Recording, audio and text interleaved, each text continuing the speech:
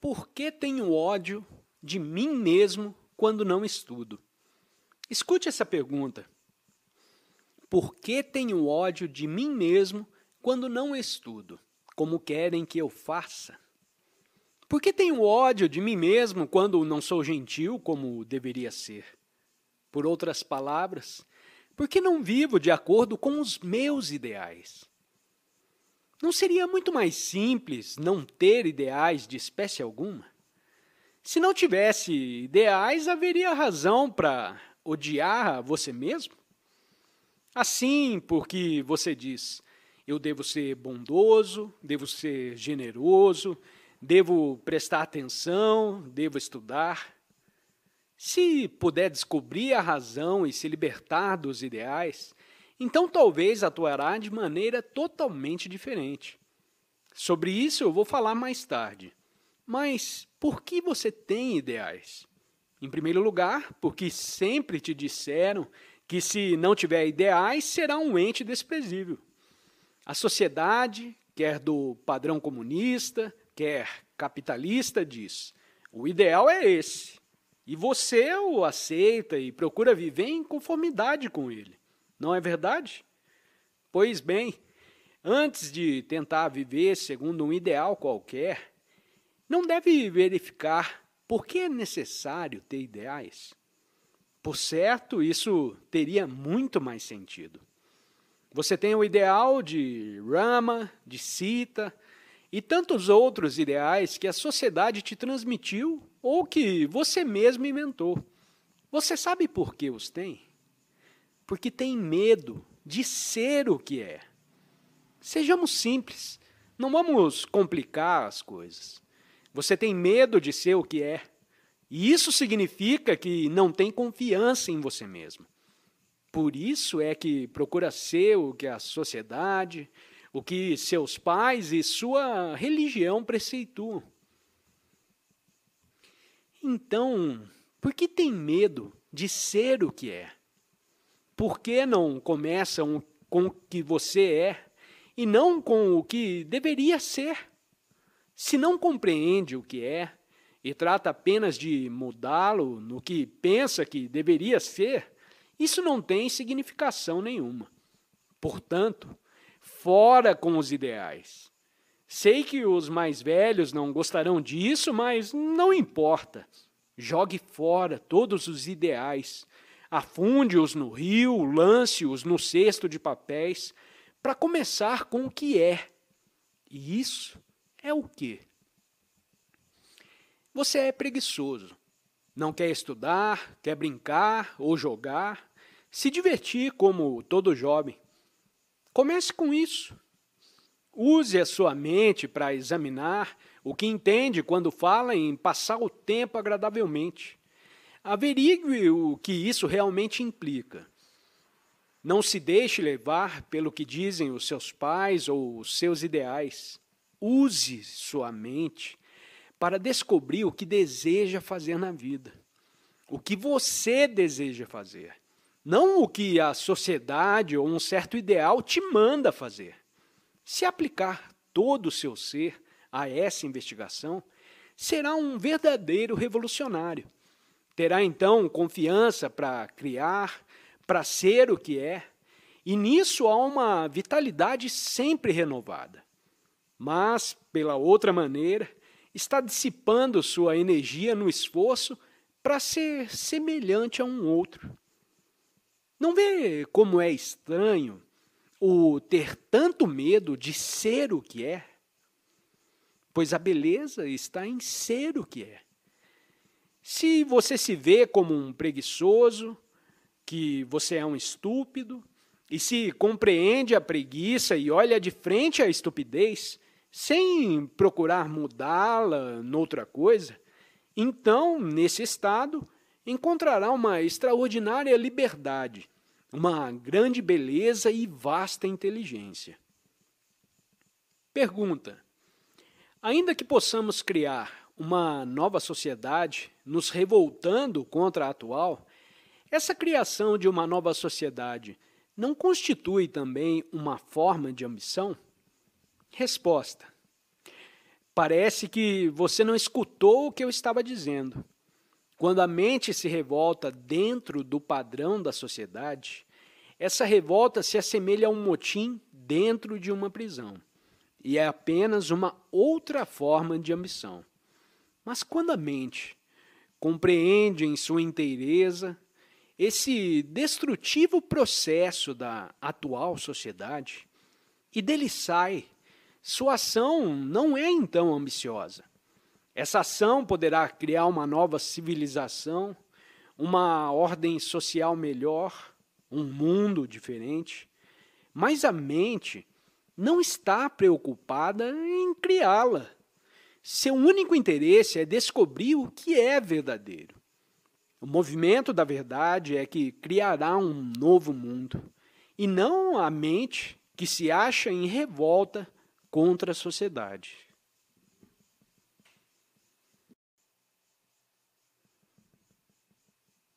Eu queria saber quantos de vocês notaram o arco-íris ontem à tarde. Estava pouco acima da água e se deparou de repente. Era uma coisa bela de ver que infundia um grande sentimento de alegria, uma percepção clara da vastidão e da beleza da terra. Para comunicar uma alegria, é necessário um bom conhecimento das palavras, do ritmo e da beleza da linguagem correta, não é verdade? Mas o que tem muito mais importância é o próprio sentimento, o êxtase que acompanha a apreciação profunda de algo belo. E esse sentimento não pode ser despertado pelo mero cultivo do conhecimento ou da memória. Precisamos do conhecimento para nos comunicarmos, para falarmos uns com os outros a respeito de alguma coisa. E para se cultivar o conhecimento, se necessita da memória. Sem o necessário conhecimento, não pode pilotar um avião, não pode construir uma ponte, uma casa bonita, não pode construir grandes estradas, cuidar de árvores, de animais e fazer muitas outras coisas que um homem civilizado deve saber fazer. Para gerar eletricidade, trabalhar em várias ciências, socorrer o homem com medicamentos e etc. Para tudo isso, se necessita de conhecimento, de informações e da memória. E nessas coisas é necessário receber a melhor instrução possível. Por isso é muito importante que tenha professores de primeira ordem das matérias técnicas, para te transmitir a correta instrução e te ajudar a cultivar um perfeito conhecimento de várias maneiras. Entretanto, enquanto num certo nível o conhecimento é necessário, noutro nível ele se torna um empecilho. Há uma grande cópia de conhecimentos do mundo físico, conhecimentos que se vão acrescentando constantemente. Importa possuir tais conhecimentos e utilizá-los em benefício do homem. Mas não há uma outra qualidade de conhecimento que, no nível psicológico, constitui um obstáculo ao descobrimento do verdadeiro. Afinal de contas, conhecimento é tradição, não é? E tradição é o cultivo da memória. A tradição em coisas mecânicas é de grande importância, mas quando a tradição é utilizada como meio de guiar o homem espiritualmente, ela se torna um obstáculo ao descobrimento de coisas mais grandiosas. Dependemos do conhecimento, da memória, nas coisas mecânicas e em nosso viver diário. Sem conhecimento, não poderíamos conduzir um carro, seríamos incapazes de fazer muitas coisas. Mas o conhecimento é o obstáculo quando se torna tradição, crença, para guiar o espírito, a psique ou o ser interior, e também separa os homens. Já não notou como os homens no mundo inteiro estão divididos em grupos que se denominam hinduístas, maometanos, budistas, cristãos e etc.? o que os divide? Não são as pesquisas da ciência, o conhecimento da agricultura, a ciência de construir pontes ou de dirigir aviões a jato. O que divide as pessoas é a tradição, as crenças que condicionam a mente de uma certa maneira. O conhecimento, portanto, é um obstáculo quando se torna tradição, que molda ou condiciona a mente por um certo padrão. Porque não só divide os homens e cria inimizade entre eles, mas também impede o descobrimento do profundo significado da verdade, da vida, de Deus. E para descobrir o que é Deus, a mente deve estar livre de tudo quanto é tradição, acumulação, conhecimento, que lhe servem de proteção psicológica. A função da educação é proporcionar ao estudante abundantes conhecimentos em vários setores do esforço humano e, ao mesmo tempo, libertar sua mente de toda a tradição, para ser capaz de investigar e descobrir. De outro modo, a mente se torna mecânica, toda ocupada pelo mecanismo do conhecimento. A menos que se liberte constantemente de sua acumulação de tradições, a mente é incapaz de descobrir o supremo e o eterno. Mas é óbvio que ela deve adquirir crescente conhecimento e instrução para habilitar-se a tratar das coisas de que o homem necessita e que deve produzir. O conhecimento, que é cultivo da memória, é, portanto, útil e necessário num certo nível, mas, no outro nível, ele se torna prejudicial. Reconhecer a diferença, perceber onde o conhecimento é destrutivo e deve ser posto de parte, e onde ele é essencial, e se lhe deve permitir funcionar o mais amplamente possível, eis o começo da inteligência. Na época atual que está acontecendo, o que ocorre com a educação? Estão lhes transmitindo variados conhecimentos, não é? Nos cursos superiores, você pode se tornar engenheiro, médico, advogado, doutorar em filosofia, matemática ou em outro ramo do saber, estudar ciências domésticas e aprender a administrar uma casa, a cozinhar e etc. Mas ninguém te ajuda a se libertar de todas as tradições, de modo que desde o começo tenha uma mente fresca, ardorosa e, portanto, capaz de descobrir a cada momento algo totalmente novo. As filosofias, teorias e crenças que adquire dos livros e que se tornam sua tradição constituem um verdadeiro empecilho à mente, porque esta se serve então de tais coisas como meios de segurança psicológica para si própria e, portanto, fica por elas condicionada. Então é necessário, ao mesmo tempo que se liberta a mente de todas as tradições, cultivar o conhecimento técnico. E tal é a função da educação. O difícil é libertar a mente do conhecido a fim de habilitá-la a descobrir o que é novo a todas as horas. Eminente matemático contou certa vez que esteve trabalhando num problema por dias seguidos, sem encontrar a solução. Uma bela manhã, ao dar o seu passeio costumeiro, lhe apresentou subitamente a solução. O que aconteceu? Sua mente, estando então quieta, estava livre para olhar o problema, e o próprio problema revelou a solução. É preciso ter conhecimentos para se estudar um problema, mas a mente deve estar desembaraçada desses conhecimentos para encontrar a solução. A maioria de nós aprende fatos, acumula informações ou conhecimentos, mas a mente nunca aprende a estar quieta, livre das agitações da vida do terreno em que os problemas lançam raízes. Nos filiamos a sociedades, adotamos certas filosofias, nos entregamos a uma crença, mas nada disso tem utilidade alguma, porque não resolve os problemas humanos. Pelo contrário, causa mais conflito e mais angústias. O de que se necessita não é filosofia ou crença, porém uma mente livre para investigar, descobrir e ser criadora. Se prepare às pressas para os exames, junte uma porção de conhecimentos e os lança no papel, a fim de obter um diploma que te habilite a arranjar um emprego e a se casar. Mas isso é tudo?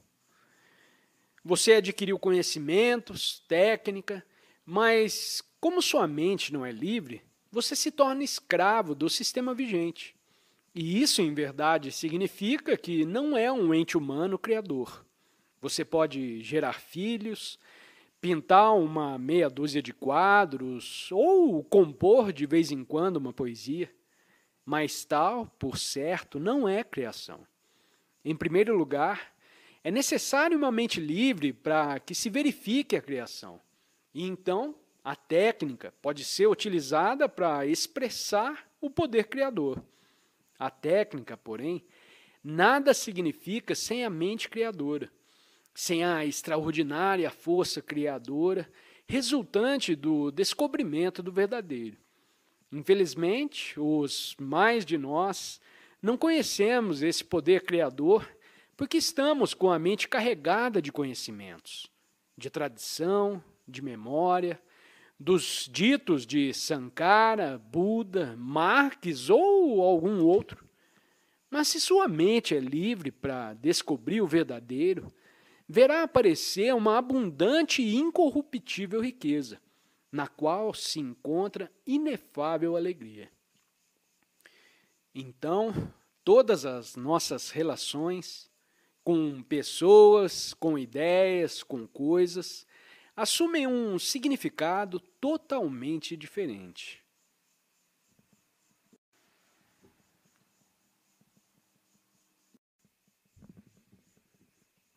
Pode-se mudar um menino rebelde por meio de castigo ou do amor? O que você acha? Escute atentamente a pergunta. Pense sobre ela, sinta de maneira completa. O menino rebelde pode mudar por meio de castigo ou do amor? Se ele muda a poder de castigo, que é uma forma de compulsão, isso é mudança? Você é maior do que ele, tem autoridade como professor ou pai, e se o ameaça ou amedronta, o pobre coitado poderá fazer o que manda. Mas isso é mudança? Pode haver mudança mediante alguma forma de compulsão? Pode haver mudança mediante legislação, medo, nesta ou naquela forma? E quando pergunta se o amor tem o poder de operar a mudança do menino rebelde, o que entende pela palavra amor? Se amar significa compreender o menino, não mudá-lo, porém compreender as causas de sua rebeldia, então essa mesma compreensão fará cessar nele a rebeldia. Se desejo mudar o menino para que ele deixe de ser rebelde, o meu próprio desejo de mudá-lo é uma forma de compulsão, não acha? Agora se começa a compreender a razão de sua rebeldia, se lhe descubro e desarraigo as causas, que podem ser uma alimentação inadequada, uma insuficiência de sono, necessidade de afeição ou perseguição por parte de algum companheiro, então o menino não será rebelde. Mas se meu desejo consiste unicamente em mudá-lo, quer dizer, levá-lo a ajustar-se a um determinado padrão, nesse caso eu não vou o compreender. Isso suscita o problema relativo ao que se entende por mudança. Ainda que o menino deixe de ser rebelde, porque o trata com amor, o que afinal é outra espécie de influência, há uma verdadeira mudança. Poderá ser amor, mas é sem dúvida uma maneira de pressioná-lo para ser ou fazer uma certa coisa. E quando diz que um menino deve mudar, o que você entende com isso? Mudar de quê para quê? Mudar do que é para o que deveria ser? Se o menino mudar do que é para o que deveria ser, não significa isso que ele apenas modificou o que era e, portanto, não houve mudança nenhuma. Por outras palavras, se sou ávido e me torno não ávido, por que você e a sociedade e os livros sagrados me dizem que assim devo fazer? Mudei realmente? Ou apenas estou dando um outro nome à avidez? Mas se, ao contrário, sou capaz de investigar e de compreender totalmente o problema de minha avidez, ficarei então livre dela. E isso é uma coisa muito diferente de me tornar um não ávido. Pergunta: como uma pessoa pode se tornar inteligente? Resposta: no momento em que procura ser inteligente, você deixa de ser inteligente. Isso é de fato muito importante, portanto, preste um pouco de atenção. Se sou estúpido e todos me dizem que devo me tornar inteligente, o que acontece geralmente? Eu luto para me tornar inteligente, estudo mais, procuro obter notas mais altas, e aí eles dizem então: ele está mais aplicado, olhe só, e me elogiam, mas eu continuo estúpido, porque só adquiri uns enfeites de inteligência. O problema, portanto, não é como me tornar inteligente, mas sim como ficar livre da estupidez. Se, sendo estúpido, procuro me tornar inteligente, estou atuando estupidamente. Nessas condições, o problema básico se refere à mudança. Quando pergunta o que é inteligência e como pode uma pessoa se tornar inteligente, isso significa querer um conceito de inteligência para procurar igualar esse conceito. Pois bem, ter uma fórmula, uma teoria ou um conceito de inteligência e procurar se moldar de acordo com esse padrão é um absurdo, não acha? Já se uma pessoa é estúpida e começa a descobrir o que é estupidez, sem nenhum desejo de mudá-la para outra coisa, sem dizer: eu sou obtuso, estúpido e isso é horrível.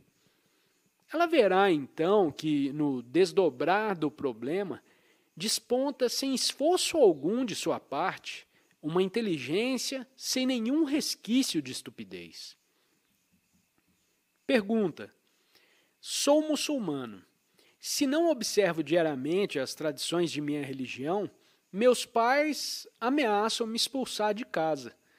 O que devo fazer? Resposta: vocês, os não muçulmanos, provavelmente aconselhariam o interrogante a deixar o lar, não? Mas, independente do rótulo que usa, hinduísta, parsi, comunista, cristão, vocês se acham nas mesmas condições.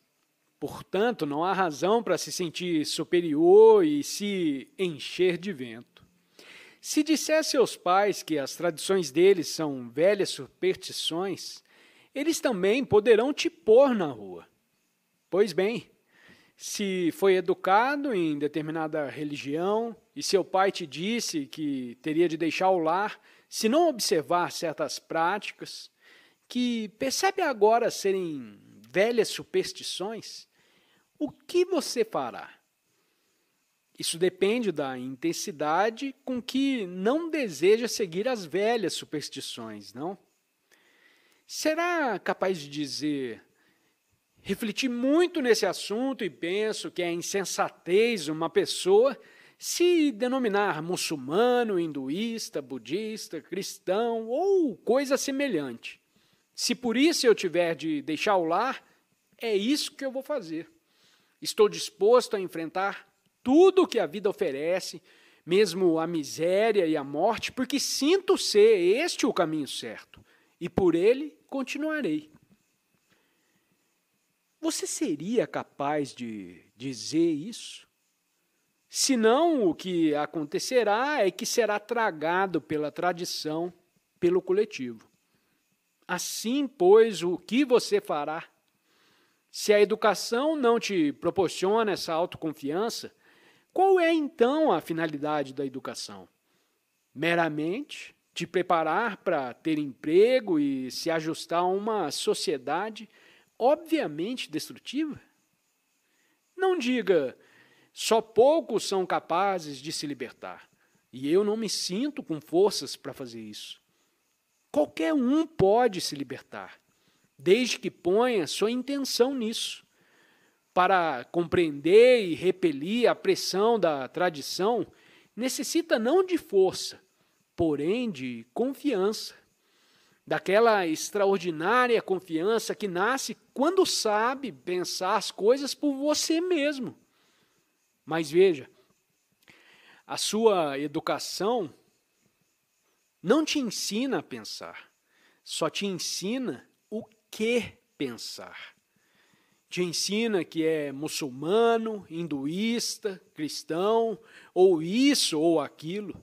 Mas a função da educação correta é te ajudar a pensar por você mesmo, de modo que do seu pensar te venha um sentimento de imensa confiança. Você é, então, um ente humano criador e não uma máquina servil.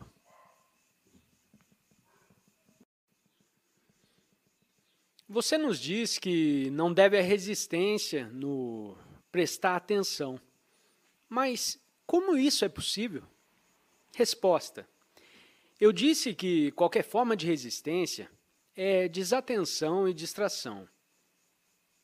Não o aceite. Reflita sobre isso. Não aceite nada, não importa quem o diga, mas investigue cada coisa por você mesmo. Se você se limita a aceitar, você se torna mecânico e embotado. Já está morto. Mas se investiga, se pensa a fundo nas coisas por você mesmo, você é então um ente humano vivo, valoroso e criador. Você é capaz de prestar atenção ao que se diz e ao mesmo tempo notar quando alguém entra, sem virar a cabeça para ver e sem haver resistência ao virar cabeça? Se há resistência a virar cabeça, então acabou-se a sua atenção e está consumindo sua energia mental nessa resistência. Assim, pode haver um estado de atenção total sem distração nenhuma e, portanto, sem nenhuma resistência. Isso é, você é capaz de prestar atenção a uma certa coisa com todo o seu ser e, ao mesmo tempo, conservar o lado externo de sua consciência sensível a tudo o que se passa em redor de você e dentro de você? A mente é um instrumento maravilhoso que está sempre absorvendo, vendo variadas formas e cores, recebendo impressões inumeráveis, aprendendo o significado de palavras, o significado de um olhar e etc. E nosso problema é prestar atenção a uma certa coisa e, ao mesmo tempo, conservar a mente realmente sensível a tudo o que se passa, inclusive as impressões e reações inconscientes. O que estou dizendo envolve com efeito todo o problema da meditação. Não podemos apreciá-lo agora, mas se um indivíduo não sabe meditar, não é um ente humano amadurecido. A meditação é uma das coisas mais importantes da vida. muito mais importante do que passar em exames e fazer um bacharelado. Compreender o que é meditação correta não significa exercitar-se na meditação. O exercitar-se em qualquer coisa, em matéria espiritual, é de efeito mortífero. Mas se compreender o que é meditação correta, se necessita de um claro percebimento das operações de nossa consciência, pois então há ação completa. Mas não é possível essa completa atenção quando há qualquer forma de resistência. Em geral, somos educados para prestar atenção mediante resistência. E por isso nossa atenção é sempre parcial, jamais completa. E por essa razão é que o aprender se torna cansativo, entediante, uma coisa terrível.